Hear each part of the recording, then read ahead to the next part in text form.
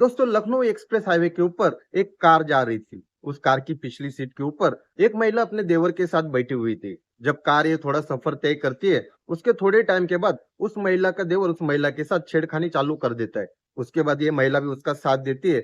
उसके बाद चालू ही गाड़ी में ये लोग संबंध बनाने की कोशिश करते हैं। जब ये ड्राइवर देख लेता है तो ड्राइवर उन्हें रोकने की कोशिश करता है। उसके बाद इस महिला का देवर उससे बोलता है कि तेरा जो काम है वो तू कर, हम क्या कर रहे हैं तू उस चीज पे ध्यान मत दे।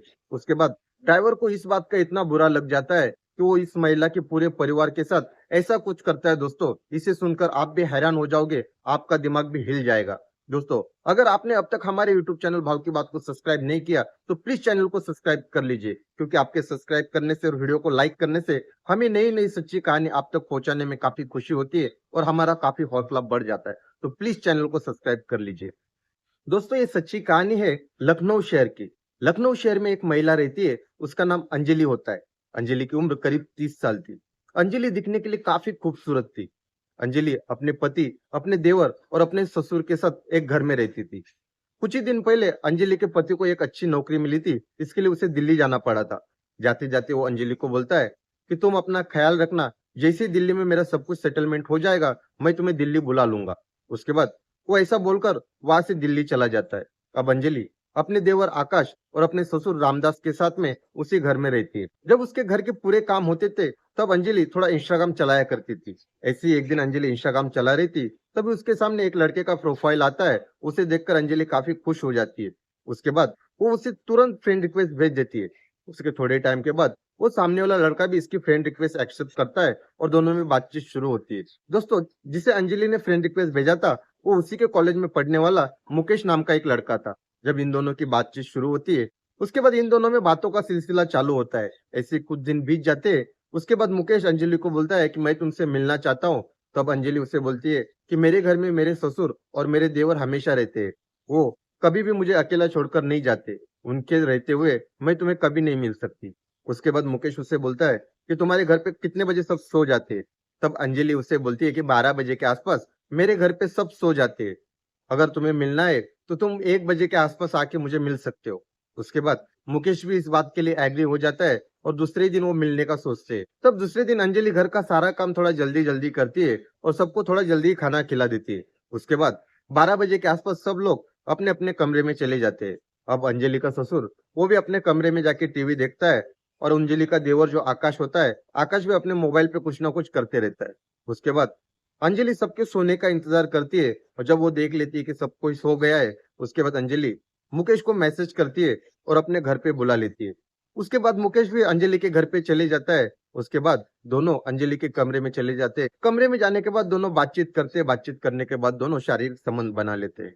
उसके बाद 4 बजे के आसपास मुकेश अंजलि के घर से वापस चले जाता है। उसके बाद ये सिलसिला रोजाना चालू होता है। अब रोज एक दिन छोड़ के कभी एक दिन या कभी हफ्ते में 2-3 बार ऐसे करके मुकेश अंजलि के घर पे आया करता था और सवेरे सब लोग उठने से पहले 4-4:30 बजे वहां से निकल जाता था। ऐसे ही एक दिन अंजलि मुकेश को अपने घर पे बुला लेती है। करीब रात के 2 बज रहे थे।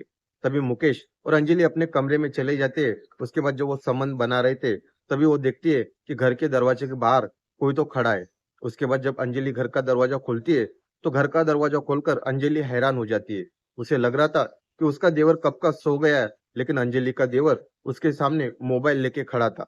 और जब अंजलि का देवर ये सब देख लेता है तो वो पूरा इस चीज का वीडियो क्लिप बना लेता है। उसके बाद अंजलि के ऊपर काफी चिल्लाता है। अंजलि तुरंत उसके पैर पकड़ के बोलती है कि प्लीज तुम ये किसी को मत बोलना, अगर ये बात तुमने घर पे किसी को बता दी तो मैं किसी को मुंह दिखाने के लायक नहीं रहूंगी। इसके बाद मुकेश यहाँ से चले जाता है। मुकेश चले जाने के बाद अंजलि का जो देवर आकाश होता है, अब आकाश अंजलि को ब्लैकमेल करना चालू करता है। वो बोलता है जिस काम के लिए यहाँ पे तुमने मुकेश को बुलाया था अब वो काम मैं करूंगा, अगर तुम मुझे नहीं करने दोगी, तुम मेरे साथ संबंध नहीं बनाओगी तो ये वीडियो क्लिप मैं अपने भाई को और इसके साथ ही साथ सोशल मीडिया के ऊपर अपलोड कर दूंगा, फिर तुम सोचना तुम्हारे साथ क्या क्या हो सकता है। उसके बाद अंजलि काफी डर जाती है और उसकी सारी बातें मानती है। उसके बाद आकाश अंजलि के साथ अब रोजाना शारीरिक संबंध बनाना चालू करता है। अब अंजलि और आकाश का ये रोजाना का काम हो चुका था। उसके बाद एक दिन अंजलि के पास उसकी ससुर आते हैं और उसे बोलते हैं कि मुझे पता चल गया है कि तुम आकाश के साथ क्या करती हो, अगर इसके बारे में मैं तुम्हारे पति को बता दूंगा तो वो तुम्हें घर से बाहर निकल देगा और तुम कहीं मुंह दिखाने के लायक नहीं रहोगी। तो अंजलि बोलती है कि प्लीज ससुर जी मेरी मजबूरी है, कि मैं कर रही हूँ, ये मेरे ऊपर जबरदस्ती करता है लेकिन मैं कुछ नहीं कर पाती हूँ। तभी अंजलि का ससुर उसे बोलता है कि जो चल रहा है चलने दे, जो आकाश के साथ करती है वो मेरे साथ भी कर, मुझे कुछ प्रॉब्लम नहीं, तू जिसके साथ जो करना चाहे वो कर सकती है लेकिन मुझे कुछ मत बोलना। उसके बाद अंजलि का ससुर भी उसके साथ संबंध बनाना चालू करता है। अब जब टाइम मिलता था, कभी अंजलि के साथ उसका ससुर संबंध बनाता, कभी उसका बेटा आकाश उसके साथ संबंध बनाता। अब अंजलि काफी परेशान हो चुकी थी, उसे समझ में नहीं आ रहा था वो करे तो करे क्या। अब मुकेश से भी उसकी बातचीत नहीं हो रही थी। वैसे तो दोस्तों मुकेश एक टैक्सी चलाता था, लेकिन अब अंजलि के साथ उसकी बातचीत नहीं हो रही थी तो अंजलि को नहीं पता था अब वो क्या कर रहा है। ऐसे ही एक दिन अंजलि का पति उसे फोन करता है और बोलता है अब दिल्ली में मेरा काफी कुछ काम का सेटलमेंट हो चुका है, अब मैंने यहाँ पे एक घर भी ले लिया है, मैं चाहता हूँ कि तुम आकाश के साथ यहाँ पर आकर कुछ दिन रहो। उसके बाद अंजलि भी सोचती है कि चलो इस घर से मैं निकल जाऊंगी तो ये सबसे बाहर हो जाऊंगी तो मैं इन सबसे मुझे छुटकारा मिल जाएगा। उसके बाद अंजलि आकाश के साथ दिल्ली जाने के लिए निकलती है। उसके लिए एक गाड़ी बुक की जाती है। इत्तेफाक से वो गाड़ी अंजलि के इंस्टाग्राम वाले बॉयफ्रेंड मुकेश की थी। मुकेश को अंजलि तो पहचान जाती है, लेकिन आकाश मुकेश को नहीं पहचान पाता है। वो रात के करीब 8 बजे गाड़ी में बैठते हैं और जैसे ही गाड़ी शहर के बाहर निकलती है और एक्सप्रेस हाईवे पे चली जाती है, तभी आकाश अपने भाभी के साथ छेड़खानी चालू करता है और चालू गाड़ी में ही उसके साथ शारीरिक संबंध बनाने की कोशिश करता है। अब ये सब देखकर मुकेश को काफी गुस्सा आता है, लेकिन वो कुछ नहीं बोलता है। वो इतना ही बोलता है कि ये सब आप लोग क्या कर रहे हो, आपको ये सब करने में शर्म नहीं आ रही क्या। तभी मुकेश बोलता है कि तू तेरा काम कर, तुझे तेरे काम के पैसे मिल रहे हैं ना, पीछे क्या हो रहा है तू मत देख। इसके बाद जब गाड़ी दिल्ली पहुंच जाती है और जहां अंजलि के पति का घर होता है, जब वहां गाड़ी आ जाती है तो आकाश गाड़ी में से अपना सामान निकाल के घर के अंदर चले जाता है। उसके बाद मुकेश अंजलि को बोलता है ये सब तुम्हारे साथ क्या हो रहा है। तभी अंजलि बोलती है कि मेरे साथ यही नहीं बल्कि मेरा ससुर भी रोज मेरे साथ जबरदस्ती करता है, अब ऐसे ही अगर वो थोड़े दिन और रहा तो मैं अपनी जान दे दूंगी। और उसके बाद दोनों अब एक दूसरे से वापस बातचीत शुरू करते हैं। तभी अंजलि को मुकेश बोलता है अगर देखो मेरी शादी नहीं हुई और तुम्हें भी बच्चा नहीं हुआ, अगर ये सबको अगर हम लोग रास्ते से हटा देंगे तो हम लोग शादी करके अपना सुखी जीवन बिता सकते हैं। उसके बाद अंजलि भी इसकी बात मानती है। उसके बाद अंजलि और मुकेश मिलकर एक प्लान बनाते हैं। इसके कुछ ही दिनों के बाद अंजलि अब लखनऊ वापस आ जाती है। लखनऊ वापस आने के बाद उसका ससुर और उसका देवर उसके साथ वही सब कुछ चालू करता है जो ये लोग पहले करते थे। अब अंजलि को भी ये सब बर्दाश्त नहीं होता है। उसके बाद वो मुकेश को सब कुछ बताती है और मुकेश को बोलती है प्लीज तुम मुझे ये सबसे बाहर निकालो। तभी मुकेश बोलता है कि जैसे हमने सोचा था अब वैसे ही करेंगे। उसके बाद मुकेश बोलता है कि जब तुम्हारा पति घर आ जाएगा तो तुम पूरे परिवार के साथ कहीं घूमने के लिए निकलना और तभी तुम मेरी ही गाड़ी बुक करना। उसके कहने के बाद जब उसका पति कुछ दिनों के बाद उसके घर पे आता है, तभी अंजलि अपने पति से कहती है कि बहुत दिनों से हम लोग कहीं घूमने के लिए नहीं गए, चलो साथ में कहीं घूमने के लिए जाते हैं। तब पूरा परिवार साथ में घूमने के लिए मनाली के लिए निकलता है। तो मनाली जाने के लिए मुकेश की ही गाड़ी बुक करते हैं। जैसे ये पूरा परिवार करीब रात के 8-9 बजे घर से बाहर निकलता है तो लखनऊ होते हुए एक्सप्रेस हाईवे से मनाली की तरफ निकलना चालू करता है। लेकिन खाना पीना खाने के बाद सब लोग को नींद आनी चालू होती है और करीब रात के 2-3 बजे ये सब लोग गहरी नींद में सो जाते हैं। उसके बाद जब गाड़ी एक पहाड़ी इलाके में से गुजरनी चालू होती है, तभी मुकेश देखता है कि गाड़ी में सब कोई सो गए हैं। तभी वो रास्ते के साइड में गाड़ी ले लेता है और अंजलि को गाड़ी से उतरने के लिए बोलता है। उसके बाद गाड़ी थोड़ी आगे लेके जाता है। आगे ले जाने के बाद जैसे ही खाई सामने आती है तो मुकेश गाड़ी से कूद जाता है और गाड़ी सीधा खाई में चली जाती है। अब उस हादसे में अंजलि का पति, अंजलि का देवर और उसका ससुर सब कोई मर जाते हैं। उसके बाद इस इंसिडेंट की खबर दूसरे दिन पुलिस को लग जाती है। उसके बाद पुलिस जब घटनास्थल पे पहुंचती है, वहां से तीनों लाशों को बरामद किया जाता है, साथ में उस गाड़ी को भी बरामद किया जाता है।